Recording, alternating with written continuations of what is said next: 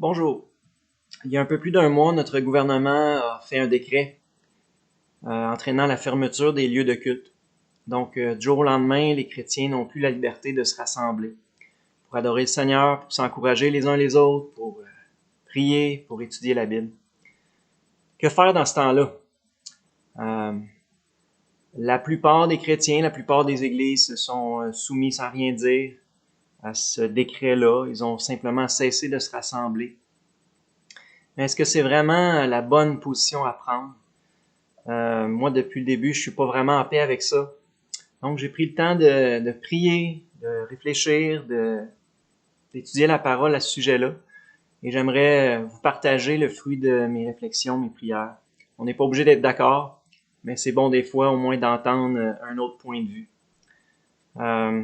Mon point principal ou ma question principale est la suivante.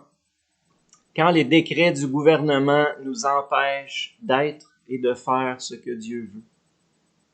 Quand les décrets du gouvernement nous empêchent d'être et de faire ce que Dieu veut. Qu'est-ce qu'on fait? Qu'est-ce que Dieu veut, selon la parole de Dieu?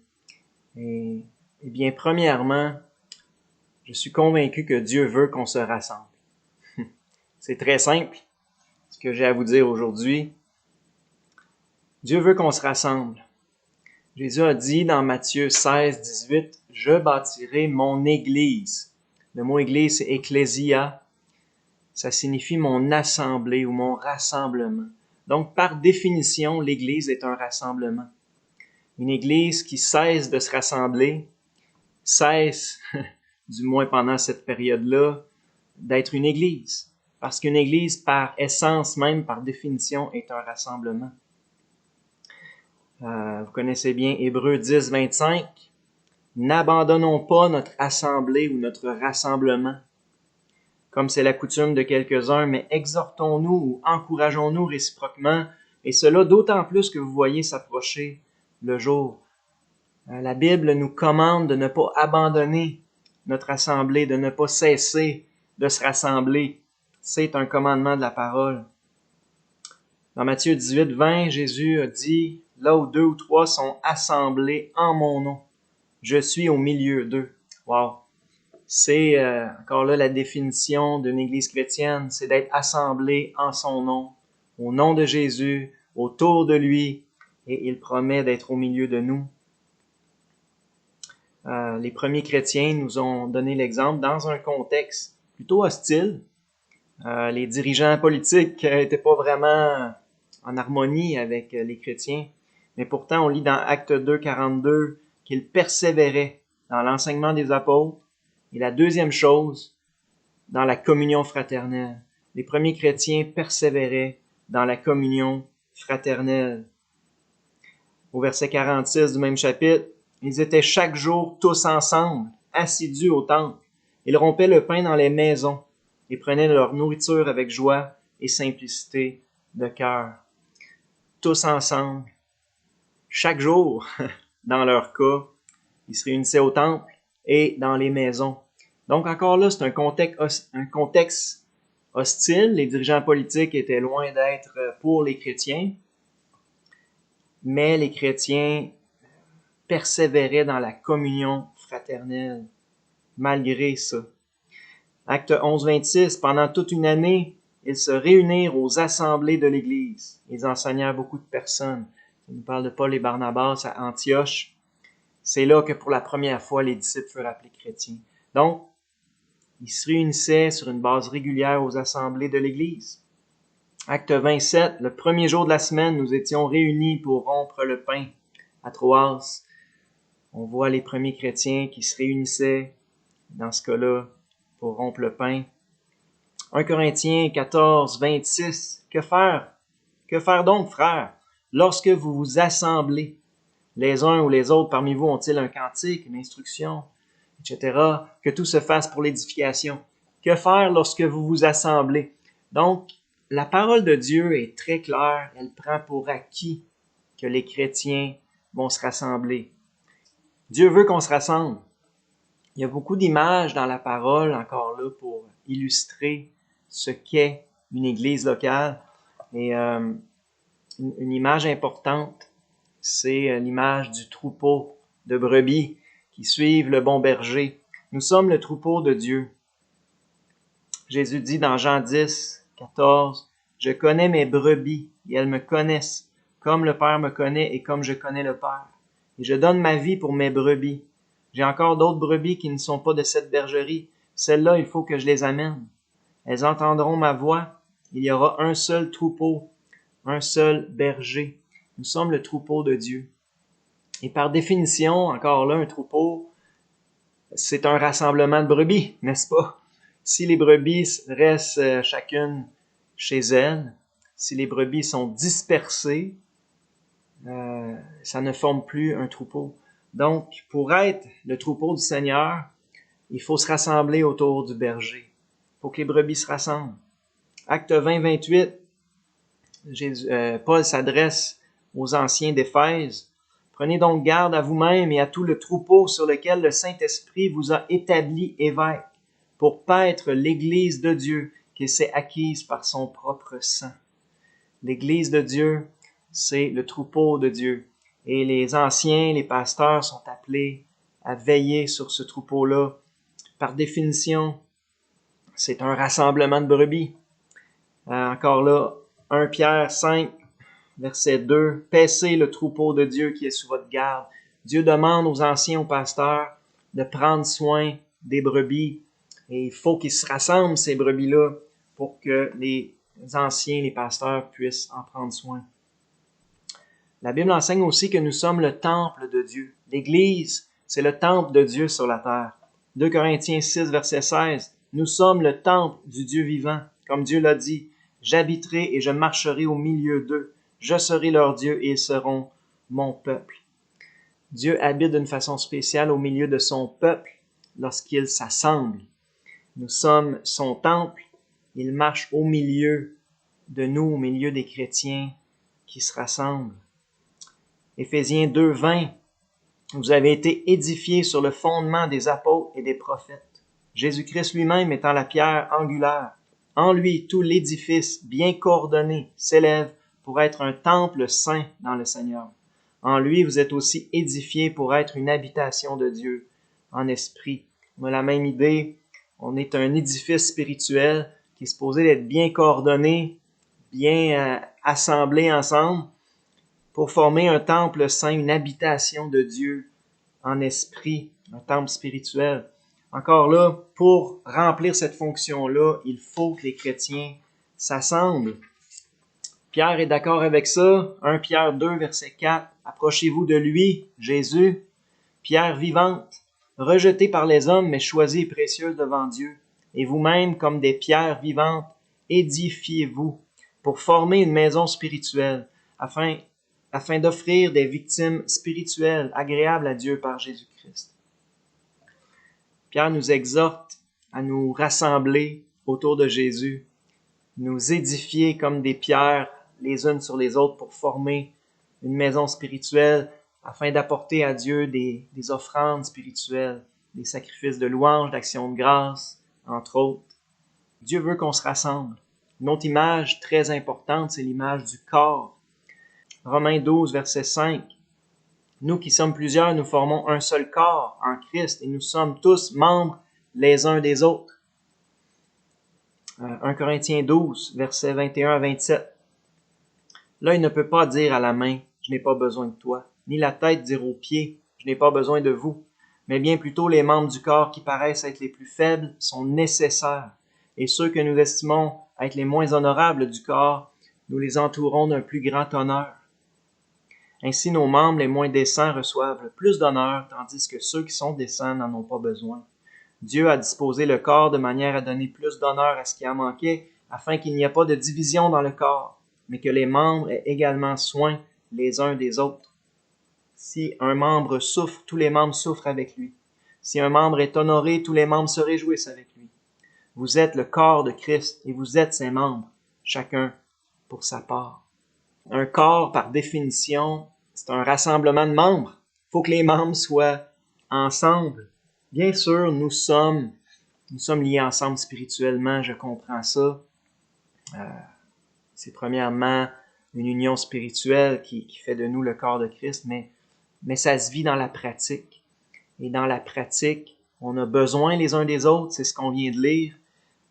Chaque membre est nécessaire, chaque membre remplit une fonction, et c'est dans un rassemblement local que ça se vit.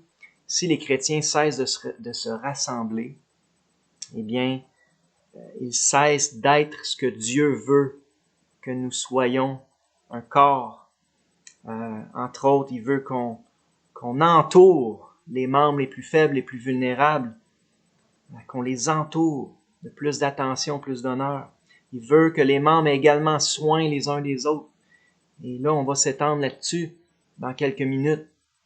C'est super important. Il veut qu'on pleure avec ceux qui pleurent, qu'on se réjouisse avec ceux qui se réjouissent.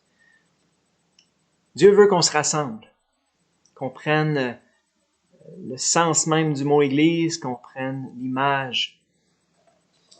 C'est quoi la première? L'image du troupeau de Dieu, l'image du temple de Dieu, l'image du corps de Christ. Pour être ce que Dieu veut que nous soyons, on doit se rassembler. Dieu veut aussi qu'on prenne soin les uns des autres. Et ça, c'est un point incontournable. C'est très difficile de prendre soin les uns des autres si on se voit pas, si on se rassemble pas, si on n'a pas de communion fraternelle. Le Nouveau Testament est rempli d'exhortations les uns les autres. Et c'est difficile, très difficile de les mettre en pratique sans se voir, sans se rassembler. Et je vais faire un petit survol rapide d'exhortations, je dirais même plus de commandements qui nous sont donnés à nous les chrétiens. Premièrement, soyez pleins d'affection les uns pour les autres. L'affection, ça se démontre beaucoup plus facilement en présentiel. On peut se partager de l'affection. Je comprends là, qu'on peut mettre ça en pratique partiellement, soit par le téléphone, par un courriel, par un messenger. Mais l'affection, ça se transmet pas mal mieux avec de la chaleur humaine. On nous commande de nous saluer les uns les autres. On nous commande de nous accueillir les uns les autres. Pour s'accueillir, il faut avoir un point de rencontre. Il faut avoir un point de rassemblement. On nous commande d'avoir les mêmes sentiments les uns envers les autres, d'être unis, même pensée, même sentiment. On nous commande de nous supporter les uns les autres. On nous commande d'être bons les uns envers les autres, de manifester de la bonté. Dieu nous commande de porter les fardeaux les uns des autres. Paul ajoute, si vous faites ça, vous allez accomplir la loi de Christ, qui est la loi de l'amour. On va en reparler. Aimez-vous les uns les autres. Donc, Dieu nous commande d'exercer l'hospitalité les uns envers les autres,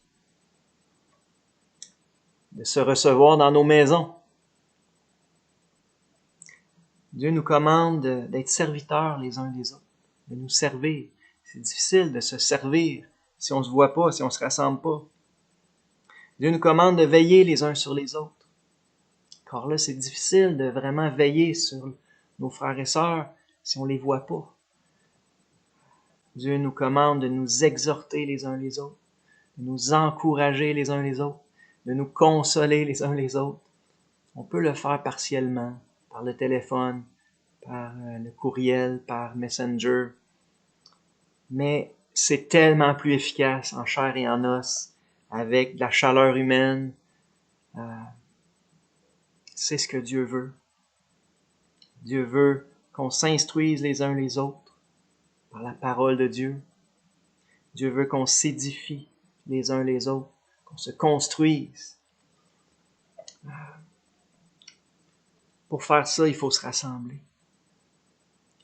On n'est pas obligé de se rassembler, on va y revenir, on n'est pas obligé de se rassembler 100 personnes pour mettre ça en pratique, mais au moins en petits groupes.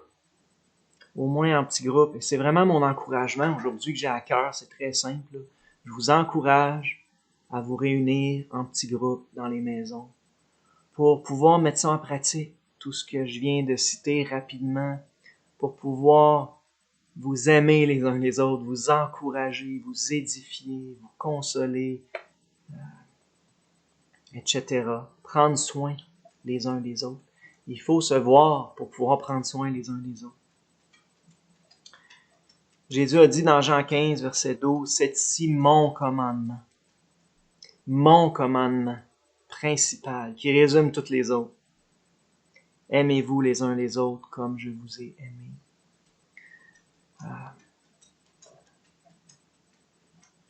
C'est beaucoup plus efficace de s'aimer en présentiel que de s'aimer à distance.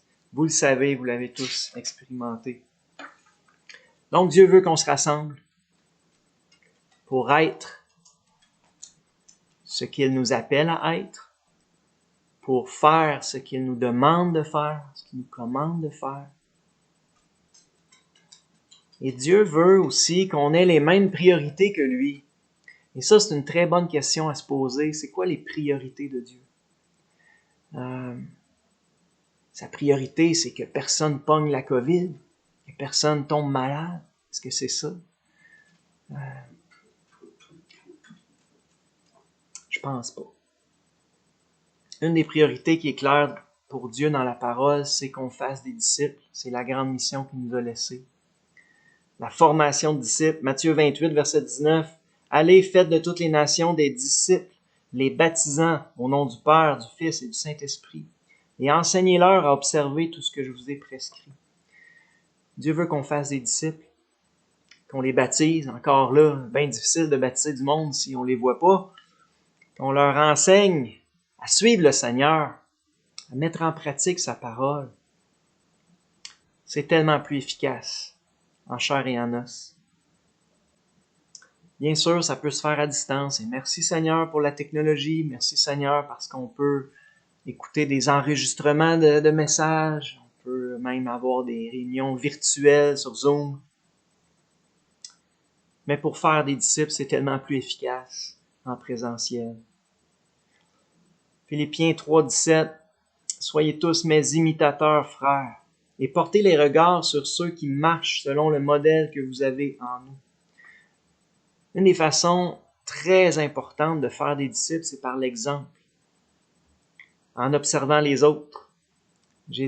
Paul dit « Soyez mes imitateurs, portez les regards sur ceux qui marchent dignement, qui vous donnent un bon modèle de disciples de Jésus. » Et ça, pour faire ça, il faut se voir. Il faut se côtoyer. Il faut de la communion fraternelle. Et c'est une des façons principales que Dieu fait des disciples. C'est pas juste par l'enseignement de la Bible. C'est par la communion fraternelle. C'est pour ça que c'est en deuxième place dans les choses dans lesquelles les premiers chrétiens persévéraient. Ils persévéraient dans l'enseignement des apôtres, dans la communion fraternelle. 2 Thessaloniciens 3, 7. « Vous savez vous-même comment il faut nous imiter, car nous n'avons pas vécu parmi vous dans le désordre. » Moi, souligner que Paul a vécu parmi eux. Et c'est pas juste par son enseignement qu'il a fait des disciples, c'est par son exemple. Il dit, on vous a donné un exemple à imiter. On vous a montré comment ça doit vivre, comment ça doit marcher des chrétiens, des disciples de Jésus. Une autre priorité de Dieu, c'est l'édification de son Église, la croissance spirituelle de son Église. C'est certainement prioritaire dans 1 Corinthiens 14, 26 que tout se fasse pour l'édification. Quand on se rassemble, que tout se fasse pour l'édification. Éphésiens 4, 11. Il a donné les pasteurs, des docteurs, entre autres, des bergers, des enseignants. Pourquoi? Pour le perfectionnement des saints en vue de l'œuvre du ministère et de l'édification du corps de Christ, jusqu'à ce que nous soyons tous parvenus à l'unité de la foi et de la connaissance du Fils de Dieu, à l'état d'homme fait, à la mesure de la stature parfaite de Christ. C'est quoi les priorités de Dieu? C'est le perfectionnement des saints. c'est l'édification du corps de Christ. C'est l'unité de la foi et de la connaissance du Fils de Dieu. C'est la maturité spirituelle de son Église, l'état d'homme fait, la stature parfaite de Christ, la ressemblance à Christ. Et pour atteindre ces buts-là, il faut se rassembler. Il faut avoir de la communion fraternelle. Il faut mettre en pratique les exhortations les uns les autres qu'on vient de voir. Dans les versets suivants, Éphésiens 4, versets 15 et 16, « Mais en professant la vérité dans l'amour, nous croîtrons à tous égards en celui qui est le chef, Christ. C'est de lui et grâce à tous les liens de son assistance que tout le corps, bien coordonné et formant un solide assemblage, tire son accroissement selon la force qui convient à chacune de ses parties et s'édifie lui-même dans l'amour. » Le plan de Dieu, c'est que les églises locales forment des corps bien coordonnés et formant un solide assemblage. Dieu veut qu'on soit bien coordonné, qu'on forme un solide assemblage. Et ça, c'est pas possible de faire ça si on reste chacun chez nous. Il faut se rassembler pour être ce que Dieu nous appelle à être, faire ce que Dieu nous appelle à faire. Et pour croître à tous égards, pour grandir spirituellement, pour que l'Église soit édifiée. Une autre priorité de Dieu, certainement, c'est la louange. Dieu cherche des adorateurs. Et la louange en communauté, la louange en Église, c'est fondamental. On lit dans Actes 2, 46, qu'ils étaient chaque jour tous ensemble assidus au temple, ils rompaient le pain dans les maisons, prenaient leur nourriture avec joie, simplicité de cœur, louant Dieu. Louant Dieu. Une des choses dans lesquelles les premiers chrétiens persévéraient lorsqu'ils se rassemblaient, c'est dans la louange. Ils louaient Dieu ensemble. Et ça remonte à loin, ça remonte au peuple d'Israël qui faisait la même chose, surtout à partir du roi David. Dans Psaume 22, verset 23, c'est écrit « Je publierai ton nom parmi mes frères. Je te célébrerai au milieu de l'assemblée. » Où est-ce que je vais célébrer mon Dieu? Au milieu de l'assemblée. Psaume 22, 26, « Tu seras dans la grande assemblée l'objet de mes louanges. J'accomplirai mes vœux en présence de ceux qui te craignent. » Encore là, je vais te louer dans l'assemblée, en présence de ceux qui te craignent. Psaume 111, verset 1. « Louez l'Éternel. Je louerai l'Éternel de tout mon cœur, dans la réunion des hommes droits et dans l'assemblée. » Où est-ce que je vais louer l'Éternel de tout mon cœur? Dans la réunion des hommes droits, dans l'assemblée. Psaume 149, verset 1. « Louez l'Éternel. Chantez à l'Éternel un cantique nouveau. Chantez ses louanges dans l'assemblée des fidèles, dans l'assemblée des croyants. » C'est fondamental, la louange collective. Depuis longtemps, depuis l'Ancien Testament et encore aujourd'hui, dans le Nouveau Testament, il y a un beau verset qui en parle, Colossiens 3,16. « Que la parole de Christ habite parmi vous abondamment. Instruisez-vous et exhortez-vous les uns les autres en toute sagesse, par des psaumes, par des hymnes, par des cantiques spirituels, chantant à Dieu dans vos cœurs sous l'inspiration de la grâce. » C'est clair. Encouragez-vous les uns les autres par des cantiques, des hymnes, chantant à Dieu. Le contexte, c'est le contexte de l'Église locale. Donc, c'est prioritaire pour Dieu. C'est une priorité pour Dieu qu'on se rassemble pour l'adorer, pour lui rendre un culte qui lui est agréable. Une autre priorité, certainement pour Dieu, c'est la prière. La prière. Dans Acte 2, 42, il persévérait dans l'enseignement des apôtres, dans la communion fraternelle, dans la fraction du pain. J'en parlerai pas aujourd'hui, mais c'est un autre commandement. Petite parenthèse, là, c'est un commandement que le Seigneur nous a donné. Faites ceci en mémoire de moi. Il veut qu'on rompe le pain. Les premiers chrétiens persévéraient dans cette pratique-là par obéissance au Seigneur. La fraction du pain, c'est le symbole de notre communion les uns avec les autres, de notre unité On participe tous à un même pain. On a tous le même Sauveur, le même Seigneur, la même foi, la même vie, le même esprit. Donc, ne serait-ce que pour prendre le repas du Seigneur, pour obéir à cette ordonnance-là, il faut se rassembler. Il faut être présent avec nos frères et sœurs. La prière. Donc, il persévérait dans l'enseignement des apôtres, dans la communion fraternelle, dans la fraction du pain et dans les prières. Le contexte, c'est une église locale, l'église de Jérusalem, persévérait dans la prière. On l'a lu plusieurs fois dans les versets suivants que ça dit, ils étaient tous ensemble, chaque jour, assidus au temple. Ils se réunissaient aussi dans les maisons. C'est clair, c'est sous-entendu qu'ils priaient ensemble. Ils priaient ensemble. Matthieu 18, verset 19, Jésus dit, « Je vous dis encore que si 2 d'entre vous s'accordent sur la terre pour demander une chose quelconque, elle leur sera accordée par mon Père qui est dans les cieux.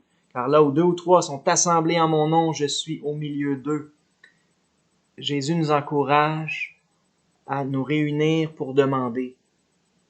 Hein? Si 2 d'entre vous s'accordent pour demander quelque chose. Donc, Dieu veut qu'on se réunisse pour prier ensemble, pour demander, pour intercéder ensemble. Et la prière a une puissance particulière lorsque les chrétiens se réunissent, s'accordent pour prier. On a l'exemple des premiers chrétiens encore dans Acte 1, verset 13. Quand ils furent arrivés, ils montèrent dans la chambre haute où ils se tenaient d'ordinaire. C'était Pierre, Jean, Jacques, etc. Les 12. Tous d'un commun accord persévéraient dans la prière, avec les femmes et Marie, mère de Jésus, et avec les frères de Jésus. Donc, les premiers chrétiens au tout début se réunissaient, se tenaient dans la chambre haute, et tous ensemble, d'un commun accord, ils persévéraient dans la prière. Acte 12, verset 5, Pierre était gardé dans la prison, et l'Église ne cessait d'adresser pour lui des prières à Dieu. Ça dit pas les chrétiens chacun chez eux, ça dit l'Église ne cesserait d'adresser pour lui des prières à Dieu. Puis la preuve que l'Église se réunissait pour intercéder, c'est qu'au verset 12, quand Pierre sort de la prison, ça nous dit, après avoir réfléchi, il se dirigea vers la maison de Marie, mère de Jean, surnommé Marc, où beaucoup de personnes étaient réunies et priaient. Les chrétiens, en plein milieu de la nuit, étaient réunis dans la maison de Marie pour prier, intercéder pour l'apôtre Pierre. Frères et sœurs, Dieu veut qu'on se rassemble pour être ce qu'il nous appelle à être, pour faire ce qu'il nous appelle à faire, pour mettre en pratique ses priorités à lui, pour avoir les mêmes priorités que Dieu a. Frères et sœurs, présentement, les décrets du gouvernement nous empêchent de faire ce que Dieu veut qu'on fasse, d'être ce que Dieu veut qu'on soit. Qu'est-ce qu'on fait dans ce temps-là? Ah, il faut se soumettre aux autorités. C'est une option. Mais personnellement, je suis convaincu que lorsqu'il y a un conflit entre ce que les autorités nous demandent de faire et ce que Dieu nous demande de faire, eh bien, ce que Dieu nous demande est prioritaire. J'aurais pu employer le mot commande. Dieu nous commande d'avoir de la communion fraternelle, de persévérer ensemble dans la prière, etc., tout ce qu'on a vu. Jésus a dit dans Matthieu 22, verset 21, « Rendez donc à César ce qui est à César et à Dieu ce qui est à Dieu. Rendez au gouvernement ce qui lui revient, le respect, la soumission, l'obéissance qui lui revient, sur son terrain à lui, mais rendez à Dieu ce qui lui revient aussi. » Et l'Église, c'est le terrain de Dieu. Le problème de ce qu'on vit présentement, c'est que le gouvernement outrepasse son champ de compétences. Il n'y a pas d'affaire à empêcher l'Église de se réunir et d'obéir au commandement de Dieu. Rendez à Dieu ce qui est à Dieu. On a l'exemple, vous savez bien, de Pierre et de Jean, au tout début, dans Acte 4, verset 19. Pierre et Jean leur répondirent aux autorités politiques de leur temps, « Jugez s'il est juste devant Dieu de vous obéir plutôt qu'à Dieu. » Quand il y a un conflit entre ce que le gouvernement nous demande et ce que Dieu nous demande, eh bien, pour moi, c'est évident que c'est pas juste, ça serait pas juste, ça serait pas bien d'obéir aux hommes plutôt qu'à Dieu. Acte 5, 29, Pierre et les apôtres répondirent, « Il faut obéir à Dieu plutôt qu'aux hommes. » Dieu a la priorité. Ce que Dieu nous commande de faire, c'est la priorité. Ça passe avant se soumettre au gouvernement. Matthieu 15, versets 1 à 3. C'est une comparaison intéressante. Des pharisiens et des scribes vinrent de Jérusalem auprès de Jésus et dirent, « Pourquoi tes disciples transgressent-ils la tradition des anciens? » Parce qu'ils ne se lavaient pas les mains avant leur repas.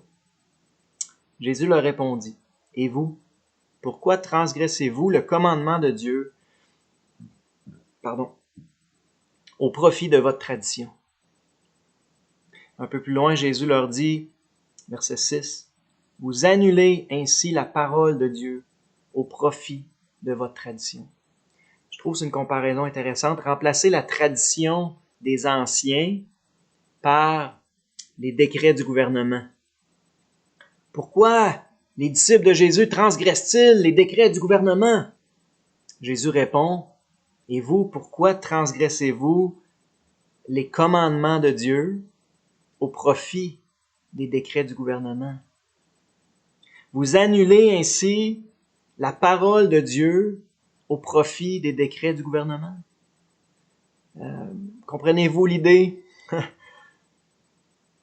Jésus lui-même n'hésitait pas à désobéir, puis ça, c'est un autre sujet, je pourrais passer 15 minutes là-dessus, n'hésitait pas à désobéir aux décrets des autorités politiques de son temps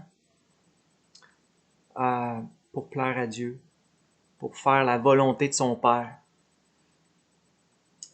Sa priorité, c'était de plaire à son Père et de faire la volonté de son Père. Et ça devrait être notre priorité également, mettre en pratique la parole de Dieu, mettre en pratique tout ce qu'on a vu jusqu'à maintenant. Les décrets du gouvernement passent après. Je suis désolé. Romains 12, 2. Ne vous conformez pas au siècle présent. On applique toujours ça à la mondanité, mais il y a une certaine application à faire lorsque les autorités du siècle présent nous empêchent d'obéir à Dieu. Ne vous conformez pas dans ce temps-là au siècle présent, mais soyez transformés par le renouvellement de l'intelligence, afin que vous discerniez quelle est la volonté de Dieu, ce qui est bon, agréable et parfait. Ne vous conformez pas aveuglément à tout ce que le gouvernement demande, mais discernez quelle est la volonté de Dieu, puisque ce que je viens de vous rappeler là, dans les dernières minutes, c'est la volonté de Dieu. C'est ce que Dieu veut. Dieu veut qu'on se rassemble. Dieu veut qu'on s'aime les uns les autres. Éphésiens 5, 17. C'est pourquoi ne soyez pas inconsidérés, mais comprenez quelle est la volonté du Seigneur. C'est la question la plus importante à se poser dans ce qu'on vit présentement. C'est quoi la volonté du Seigneur? Qu'est-ce que Dieu veut qu'on fasse? Et si la réponse c'est que Dieu veut qu'on se rassemble, ben rassemblons-nous. Encore là, je le répète, c'est pas obligé d'être, on n'est pas obligé d'être 100 personnes pour mettre ça en pratique. Au moins en petits groupes. Rassemblons-nous en petits groupes, une dizaine, une douzaine, dans les maisons, pour étudier la parole, pour louer le Seigneur, pour s'aimer les uns les autres, s'encourager, prendre soin les uns les autres. C'est la volonté du Seigneur. Dieu veut qu'on se rassemble. Nous sommes l'assemblée de Dieu. L'Église, c'est le rassemblement, par définition. Nous sommes le troupeau de Dieu. Un troupeau dispersé, c'est plus un troupeau. Nous sommes le temple de Dieu. Si les pierres sont étalées un peu partout, ça ne forme plus un temple. Nous sommes le corps de Christ. Si les membres sont séparés les uns des autres, c'est plus un corps. Dieu veut qu'on se rassemble. Dieu veut qu'on prenne soin les uns des autres. On a vu tous les commandements les uns les autres. Dieu veut qu'on mette ça en pratique. Et ça se résume en un commandement. Aimez-vous les uns les autres. Jésus dit, c'est ici mon commandement. Dieu veut qu'on persévère dans la communion fraternelle. C'est fondamental. C'est pas facultatif, la communion fraternelle. C'est fondamental pour chaque chrétien, pour chaque église locale. Les premiers chrétiens persévéraient dans la communion fraternelle. Dieu veut qu'on ait les mêmes priorités que lui. C'est quoi les priorités de Dieu? Faire des disciples. Et une bonne partie de comment on fait des disciples, c'est en vivant ensemble, en pouvant imiter ceux qui marchent selon le modèle qu'on a en Christ. La priorité de Dieu, c'est l'édification de son Église, la croissance spirituelle de son Église. Et pour ça, il faut être bien coordonné, former un solide assemblage, professer la vérité dans l'amour. Ça se fait tellement mieux en présentiel. La priorité de Dieu, c'est la louange. Bien sûr qu'on peut louer le Seigneur tout seul chez nous, mais le culte collectif, c'est fondamental, c'est irremplaçable. Dieu veut qu'on prie ensemble. Dieu veut que ses enfants se réunissent pour intercéder. Et combien on a besoin de prier ces temps-ci, dans les circonstances actuelles, on a tellement besoin de prier. Quand les décrets du gouvernement nous empêchent d'être et de faire ce que Dieu veut, je suis convaincu personnellement qu'on doit prioriser ce que Dieu veut, qu'on doit prioriser ce que la parole nous demande de faire, même si ça implique de désobéir au gouvernement. Jésus lui-même a désobéi à bien des règles des pharisiens, des autorités politiques, parce qu'il poursuivait un but plus élevé, faire la volonté de son Père. Je nous encourage chacun à mettre en priorité la volonté de notre Père. Je vous encourage à vous rassembler dans les maisons, 2-3 familles. Même si c'est juste ça, c'est beaucoup. Ça va être de la communion fraternelle, ça va être une grande bénédiction pour vous-même et pour vos frères et sœurs. Ça va plaire au Seigneur, ça va vous édifier, ça va vous encourager et ça va édifier et encourager vos frères et vos sœurs.